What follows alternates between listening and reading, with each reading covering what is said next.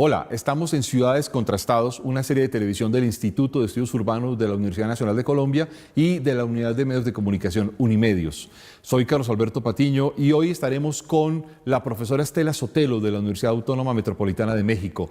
Estela, ¿cómo estás? Muy bien, Carlos, gracias. Muchas gracias por acompañarnos en este programa. Al contrario, gracias a ustedes por invitarme. Quisiera dedicarme contigo y, digamos, teniendo claro tu trabajo sobre recursos hídricos, sobre uso del espacio urbano, a examinar un tema que es importante y es la relación entre recursos naturales y áreas urbanas.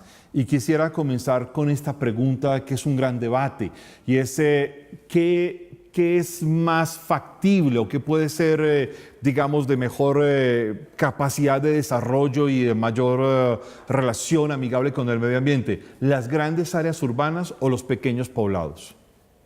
Bueno, efectivamente es, como señalas, un tema que está sujeto al debate, ¿no? Por un lado, existe la posición de que las grandes concentraciones urbanas requieren, en términos de metabolismo urbano, una mayor cantidad de recursos, de materias primas, de agua, de suelo, etcétera, y que por lo tanto van a generar mayores cantidades de residuos.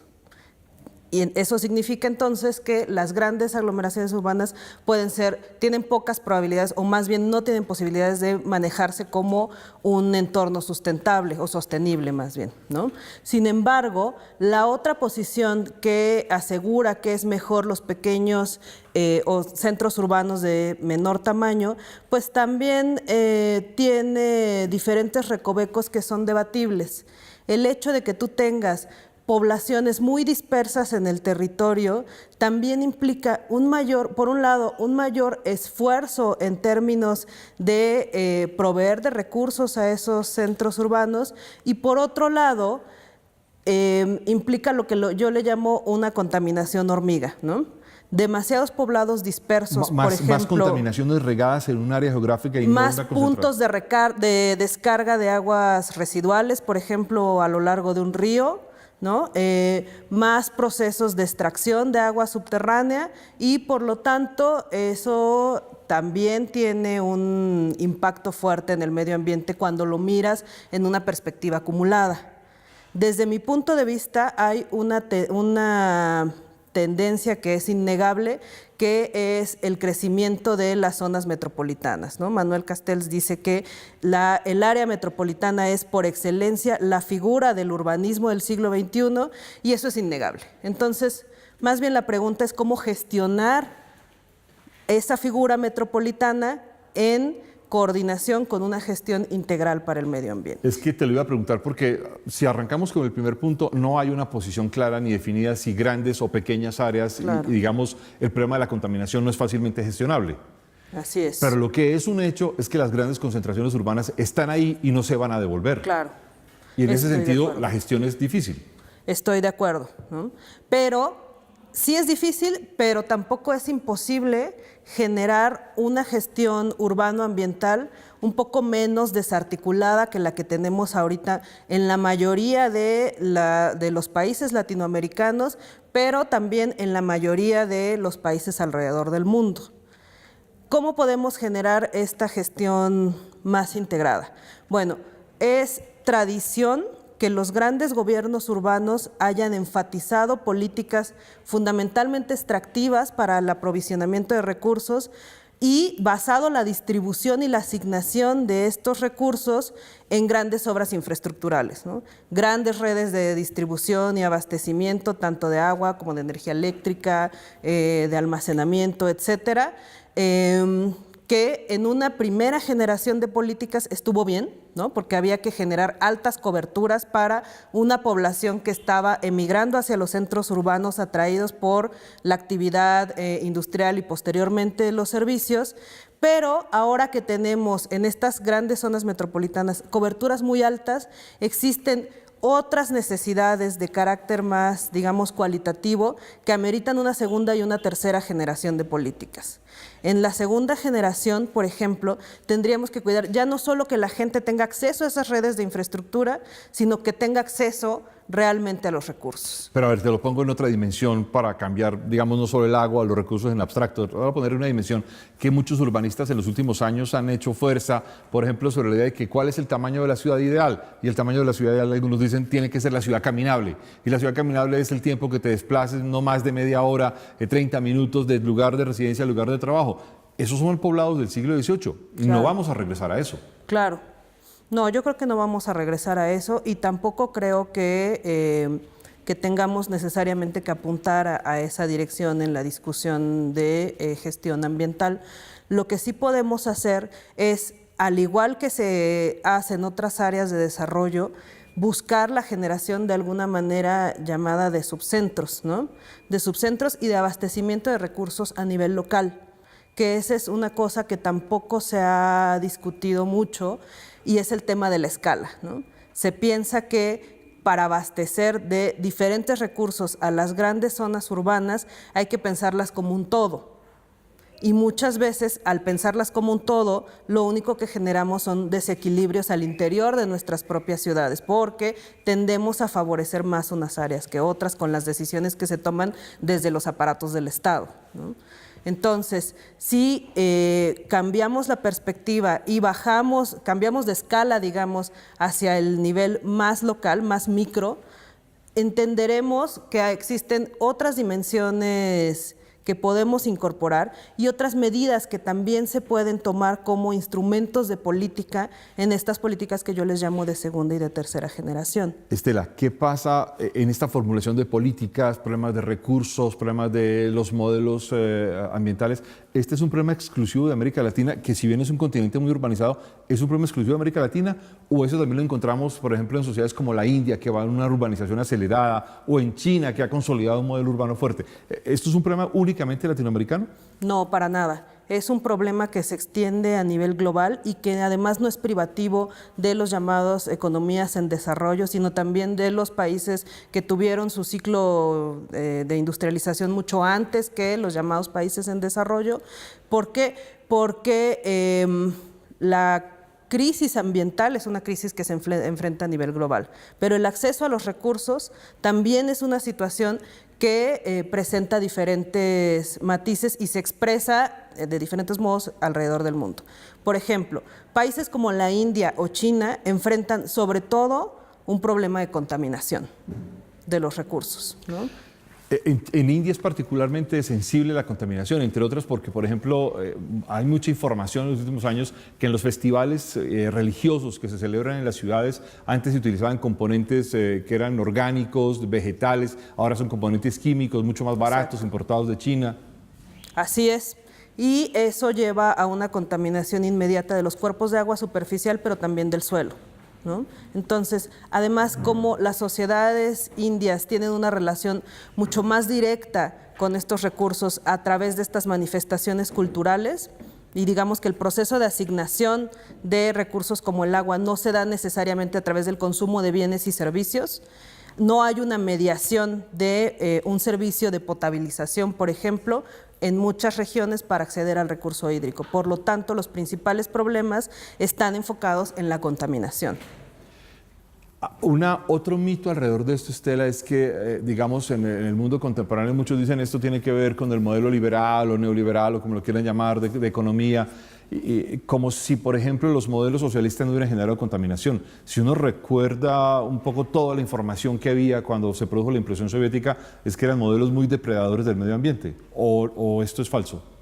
No, yo creo que independientemente del modelo económico, efectivamente tiende a asociarse que es el modelo de producción lo que genera la contaminación. Lo que genera la contaminación. Pero en realidad yo creo que eso es la combinación principalmente de tres factores. El modelo de producción, ¿no? El tamaño de la población, que es el argumento que suelen dar países como Estados Unidos a la hora de negarse a ratificar, por ejemplo, el protocolo de Kioto, que dicen, no, pues lo que pasa es que los países que más van a crecer son aquellos que más tienen que cuidar el medio ambiente. Pero eso no es cierto, porque no nada más depende del volumen poblacional, también depende de cómo esté distribuida esa población en el territorio y de los patrones de consumo asociados a este. En los patrones de consumo sí me parece que hay una relación más directa entre estados de economías capitalistas que en otro tipo de economías menos desarrolladas, ¿no? Para ponerlo un poco en perspectiva, un habitante promedio de un país como Estados Unidos consume alrededor de 2.5 veces más recursos que un habitante promedio de una ciudad latinoamericana. En ese contexto, si los problemas son comunes a modelos económicos diferentes, si los problemas son comunes a países pobres y países desarrollados, si son comunes a zonas tan distintas y tan distantes como China, India, África o América Latina, ¿esto querría decir que aún estamos inventándonos las políticas de gestión urbana? Tú hablabas ahora de políticas de primera y segunda generación, pero no diría, ¿hay todavía como un problema de debate de fondo del urbano? A mí me parece que sí. En términos ambientales, todavía no entendemos la necesidad de gestionar el territorio como el territorio entendido como este contenedor natural de nuestras ciudades, como parte de los problemas que directamente atañen a los gobiernos urbanos, ¿no? ¿Esto está también en relación con el cambio climático? Eso quería mencionar. Cuando tú comentas que los problemas son comunes a todos los tipos de economías, yo te diría que depende de qué problemas. Aquellos problemas que tienen una relación directa con el territorio, que son, por ejemplo, los procesos de pérdida de suelos o los procesos de degradación de los recursos hídricos, tienen una dimensión eminentemente local, ¿no? Hay una explicación local y cuando hablo de local podemos hacer cierto cambio de escalas. Hablo de ciudad, pero también puede ser estados-nación, ¿no? Pero cuando hablamos de problemas como el cambio climático, ahí sí hay que hacer una diferenciación por tipos de economías. No todos los países contribuyen igual a la generación de gases de efecto invernadero. Por lo tanto, no todos los países podrían asociarse como principales causantes del cambio climático. Sin embargo, dado que el cambio climático es un problema que tiene dimensiones globales, entonces las soluciones, más bien el problema nos compete a todos.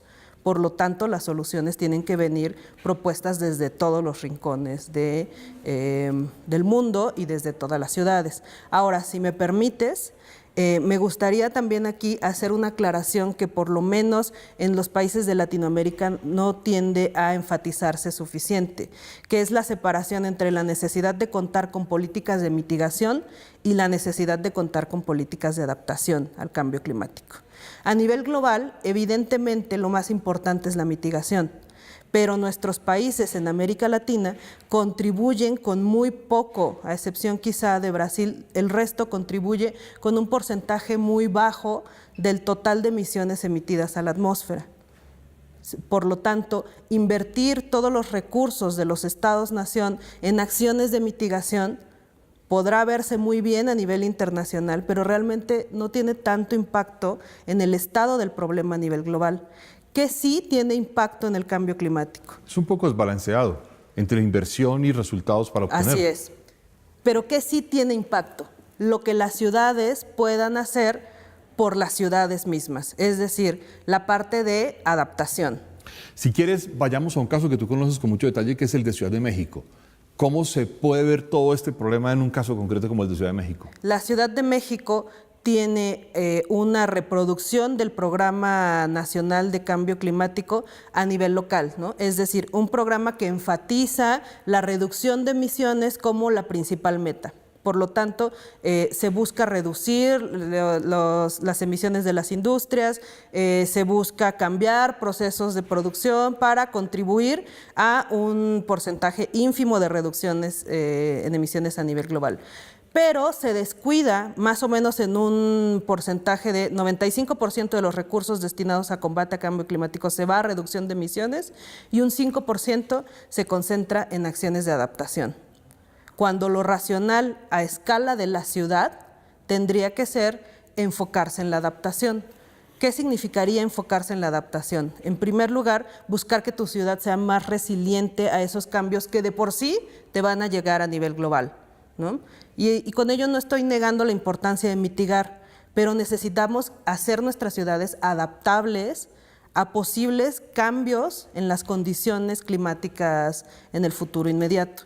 ¿Cómo hacerlas adaptables? Y ahí entra la variable poblacional. Nosotros tenemos que hacer resilientes a nuestras sociedades en el sentido de tratar de disminuir la vulnerabilidad de nuestras poblaciones ante el riesgo.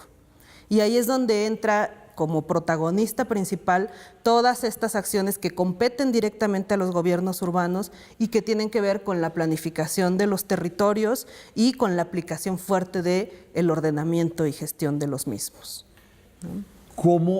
¿Quién toma esas decisiones en el caso de Ciudad de México y cómo se pueden poner, digamos, a funcionar? Las decisiones de esta mitigación, de cambio climático, de recuperación de recursos o de cuidado de recursos naturales. Bueno, ahí tenemos principalmente la convergencia de dos niveles, digamos, ¿no? de gobierno. El primer nivel es el gobierno federal, que como todos sabemos, tiene injerencia importante en las acciones que se llevan a cabo en la zona metropolitana de la Ciudad de México, porque la zona metropolitana de la Ciudad de México conjuga por lo menos a 3 entidades o a 3 estados de la República y además concentra los poderes del Ejecutivo Federal, ¿no? Entonces, ahí tenemos presencia del gobierno federal, sobre todo en algunas acciones de mitigación. Tenemos mucha presencia internacional, muchas fundaciones que están invirtiendo recursos para incentivar la mitigación, pero sobre todo tenemos al gobierno local a través de la Secretaría de Medio Ambiente, que es directamente la encargada de implementar las acciones, tanto de mitigación como de adaptación. Lo pregunto es porque esta Secretaría alcanza todas las áreas de la mancha urbana, ¿tiene la capacidad de obligarlos, de llevarlos? Tiene la capacidad de obligar a la ciudad central, que por ciudad central me refiero únicamente a las 16 delegaciones que próximamente se llamarán demarcaciones territoriales que conforman a la Ciudad de México. El resto, la mayor parte de la zona metropolitana se concentra en el Estado de México, por lo tanto ahí tiene que ser una Secretaría Estatal del Estado de México. Hay una comisión que se llama la Comisión Ambiental de la Megalópolis, que incluye estados como Puebla, Tlaxcala, Hidalgo, es decir, que incluye un concepto de ciudad mucho más amplio que el de zona metropolitana, ¿no? Por eso se llama de la megalópolis. En principio, esta comisión tendría que tener las atribuciones para hacer vinculantes todos los acuerdos que se tomen en el pleno de la comisión por los diferentes gobernadores y ejecutarlos en los diferentes territorios. Lo que sucede hasta ahora es que únicamente el territorio que está obligado a acatar esas recomendaciones o esos acuerdos emitidos en la Comisión Ambiental de la Megalópolis es el territorio que corresponde a la Ciudad de México. ¿Conoces otros casos parecidos a este de Ciudad de México en América Latina? Que tengan una comisión ambiental a ese nivel, lo desconozco. Es decir, este sería como una especie de plan único o primer plan que aparecería en el contexto de América Latina, ¿crees tú? Pues por lo menos de los que yo tengo conocimiento, sí, por el nivel de alcance que tiene la delimitación territorial sobre la cual tendría que poder incidir esta comisión. Lo digo porque es preocupante que, digamos, sea como el único caso, porque si bien Ciudad de México es muy grande, en América Latina hay otras ciudades también, digamos, de grandes tamaños, Bogotá, Sao Paulo, Río de Janeiro, Buenos Aires, y al parecer todavía estamos un poco dispersos en este tipo de discusiones.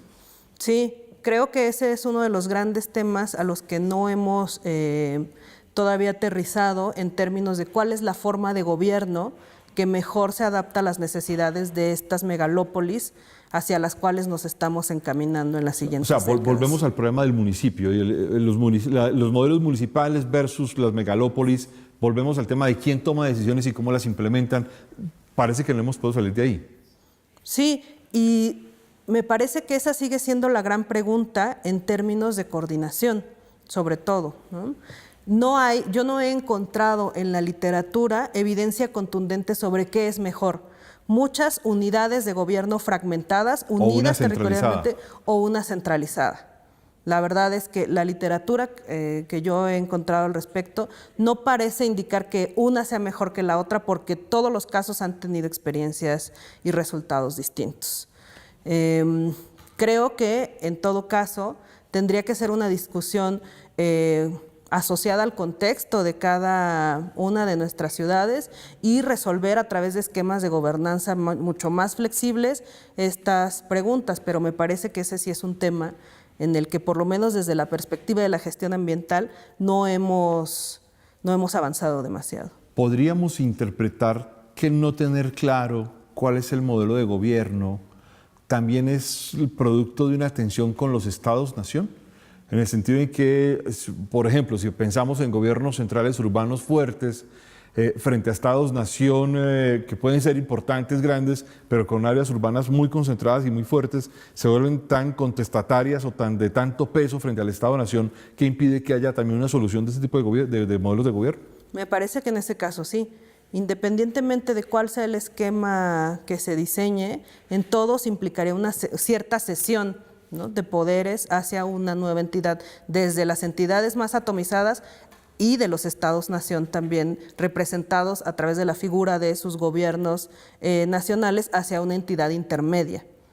Y bueno, otra vez poniendo como ejemplo el caso de Ciudad de México, encontramos recientemente un caso de tensión fuerte, en donde tenemos una propuesta de constitución para la Ciudad de México y un proceso de impugnación por parte del gobierno federal. En esa dirección, ¿qué papel juegan los ciudadanos? No los políticos, no los gobernantes, no las grandes corporaciones, los ciudadanos de a pie, los ciudadanos que habitan la ciudad, los urbanitas, por llamarlo de alguna forma, ¿qué papel juegan? Yo creo que el papel que desarrolla la sociedad es en este momento indudable y cada vez más importante. Me parece que este esquema tradicional de gobierno de estructuras rígidas de arriba hacia abajo ya no es una, pues digamos, una fórmula que sea suficiente para responder a los diferentes problemas y también muchas veces en los casos de las decisiones que afectan directamente a los territorios, a sus territorios, ¿no?, los territorios en los que los ciudadanos se desarrollan, se mueven, trabajan, viven, es fundamental su participación y su actuación, ¿no? Ya hemos visto ejemplos en los que los propios ciudadanos tienen la capacidad de incidir sobre decisiones gubernamentales de diferentes escalas que tienen que ver con la modificación de sus territorios y con ello, con la modificación no solo de sus vocaciones productivas, sino también de sus condiciones ambientales. Las organizaciones ciudadanas, ¿crees que tienen un panorama amplio del debate medioambiental y los recursos frente a las ciudades? Yo creo que tienen el panorama más amplio. ¿Por qué? Creo que es a través de las organizaciones ciudadanas, porque para empezar nos llevan una ventaja, digamos, en términos de estudio de estos problemas ambientales. Recordemos que los problemas ambientales inician o nacen como problemas muy académicos, muy científicos, ¿no?, narrados en un lenguaje excesivamente técnico, pero es la sociedad civil, a partir de los años 60 más o menos, quien retoma esos problemas técnicos y empieza a hacer este papel de traducción de estos problemas ambientales propiamente dichos a problemas públicos. Es decir, fue la sociedad civil y ha sido la sociedad civil la que ha servido para traducir problemas como erosión hídrica superficial, que es un problema definido en términos únicamente técnicos y que ninguno de nosotros actualmente se siente afectado en su bienestar individual por la erosión hídrica superficial, ¿no?, a problemas que tienen que ver con la seguridad alimentaria, por ejemplo, ¿no? Si no tenemos suelos y si esos suelos no son productivos, entonces no vamos a tener cómo generar alimento. Y si no generamos alimento, pues tenemos menos probabilidades de satisfacer las necesidades de nuestras ciudades. Estela, nos quedan pocos segundos, pero la pregunta final es ¿cómo lograr que haya una articulación entre movimientos ciudadanos, urbanistas, académicos, políticos, en un debate sincero y abierto? Yo creo que en ese sentido el papel de las universidades sigue siendo preponderante. Las universidades siguen siendo punta de lanza en términos de funcionar como una especie de mediadores de esa gran red de actores que es necesario convocar, y me parece que esfuerzos como el que hace el propio Instituto de Estudios Urbanos siguen siendo como el principal foro de encuentro para hacer converger las diferentes visiones y para buscar vasos comunicantes que puedan traducirse en mejores soluciones y en mejores alternativas de gobierno. Estela, muchísimas gracias por haber estado con nosotros en Ciudades Contrastados. Al contrario, gracias a ustedes por la invitación. Hemos llegado al final de esta nueva emisión. Los esperamos en un nuevo capítulo.